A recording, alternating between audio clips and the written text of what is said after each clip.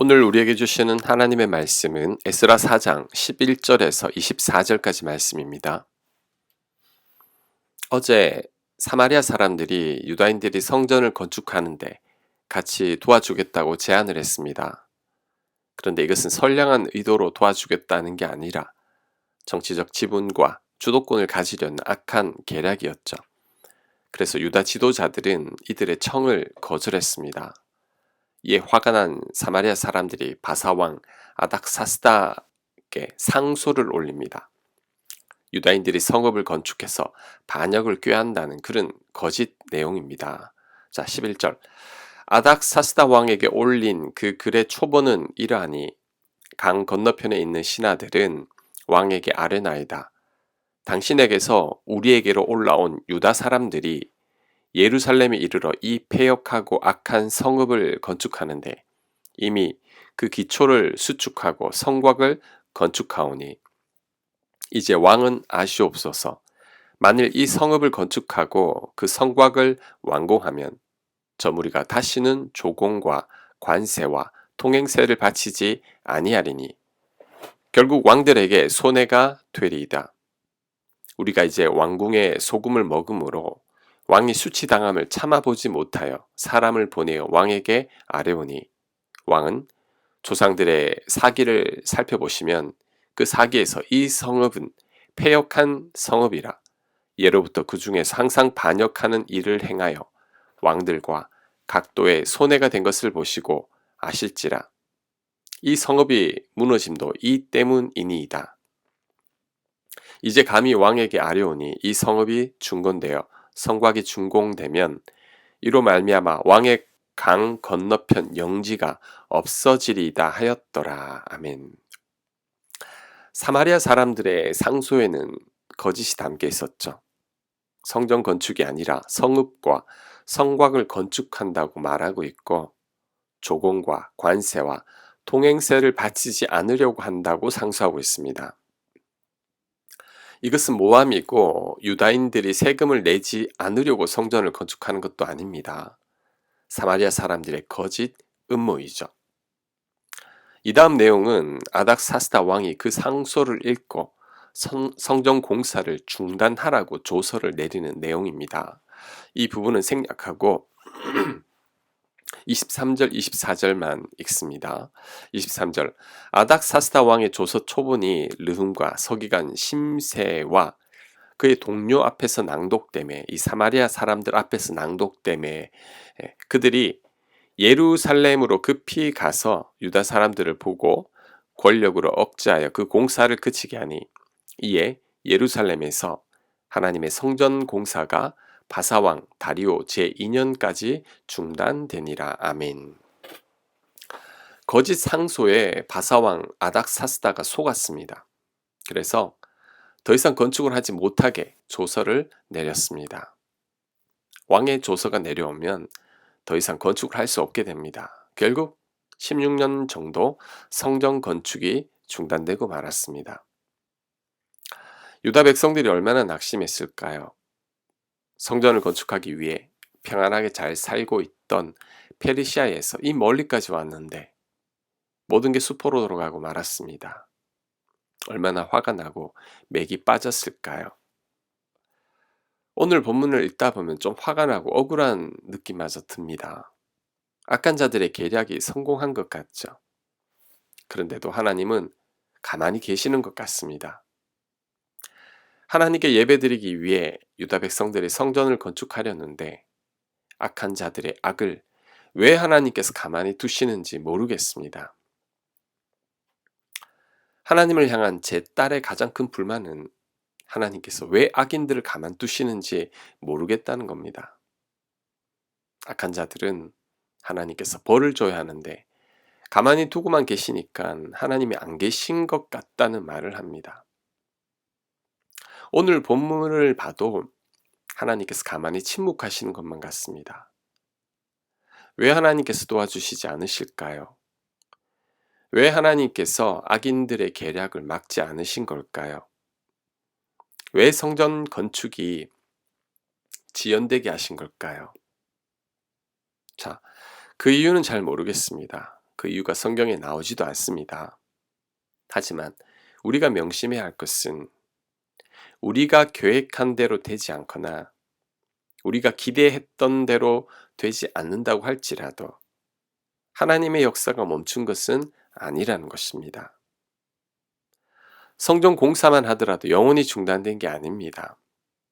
내일 본문을 보면 다시 성전 공사가 재개됩니다. 재개되었습니다. 잠시 중단되었을 뿐 결국 성전 공사는 완성됩니다. 이와 비슷한 얘기가 요셉 얘기죠. 요셉의 형들이 요셉을 죽이려고 했을 때 했던 말이 요셉 꿈대로 되는지 보자는 것이었습니다. 즉 요셉의 꿈대로 절대 안 된다는 거죠. 그리고는 애굽의 노예를 팔았습니다. 그런데 이때도 하나님 가만히 계셨죠. 형들의 시기와 질투로 요셉은 인신매매를 당해서 애굽에서 억울하게 종살이를 하게 되었는데도 하나님은 침묵하시는 것 같습니다. 또한 요셉은 보디발 아내의 모함으로 억울하게 감옥에 갇히게 되었죠. 이때도 하나님은 가만히 계셨습니다. 결국 요셉은 이번에도 억울한 옥살이를 해야 했습니다. 그런데 결과적으로 볼 때 요셉의 꿈대로 됐습니다. 하나님은 악인들의 악을 합력하여 선이 되게 하셔서 결국 하나님께서 계획한 대로 요셉을 애굽의 총리로 삼으셨죠. 요셉의 꿈대로 됐습니다. 요셉으로 말미암아 대흉년 가운데 열국을 구하게 됐고 야곱의 후손들이 번창할 때까지 애굽에 머물게 됐습니다. 이를 볼 때 하나님의 계획이 실패한 게 아닙니다. 하나님께서 가만히 계셨던 것도 아닙니다. 하나님은 여전히 역사하고 계셨습니다. 이처럼 성전 공사가 중단되었다고 하더라도 하나님의 역사가 멈춘 것은 아닙니다. 우리들이 기대했던 때에 이루어지지 않았을 뿐입니다. 마찬가지로 우리가 인생을 살다 보면 하나님께서 나를 전혀 돕지 않는 것처럼 느껴질 때가 있습니다. 나의 어려움과 곤경을 보면서도 모른 척 하시는 것처럼 생각될 때도 있습니다. 내가 원하던 때에 되지 아니하고 자꾸만 지연되는 상황을 만나기도 합니다.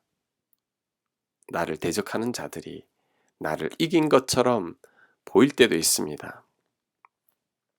하지만 이럴 때도 우리는 하나님을 신뢰해야 합니다.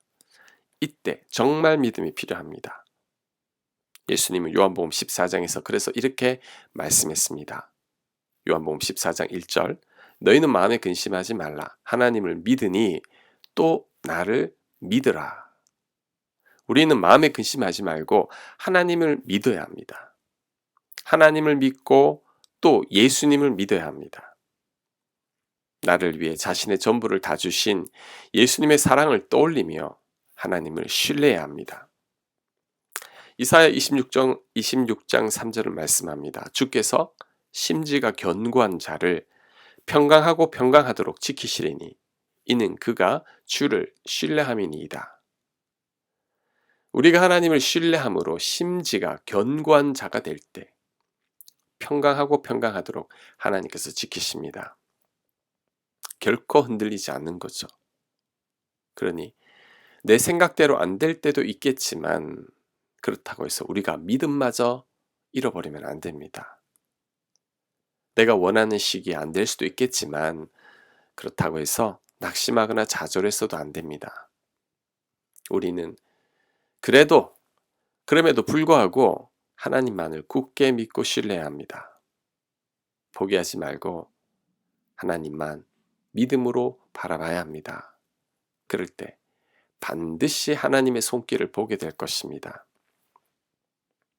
지금 여러분에게 성전 공사가 중단된 것 같은 일들은 무엇입니까?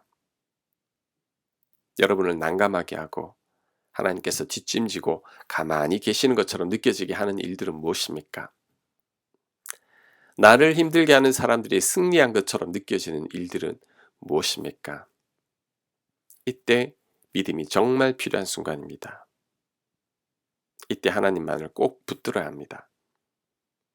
마음에 근심하지 말고 하나님을 믿고 나를 사랑하사 나 대신 죽으신 예수님을 믿어야 합니다. 그러면 결국은 우리가 이기게 된다는 것을 알게 될 것입니다. 지금은 깨닫지 못하겠지만 시간이 흐르고 나면 다 깨닫게 됩니다. 하나님께서 여전히 내 곁에서 일하고 계셨다는 것을 알게 될 겁니다. 전화와 위복이 되었고 세옹지마가 되었다는 것을 알고 하나님께 감사하게 될 날이 올 겁니다. 그러니 그 어떤 역경을 만나도 흔들리지 마십시오. 믿음으로 하나님만을 굳게 붙드시기 바랍니다. 결국 마지막 승리는 바로 우리들의 것입니다. 아멘.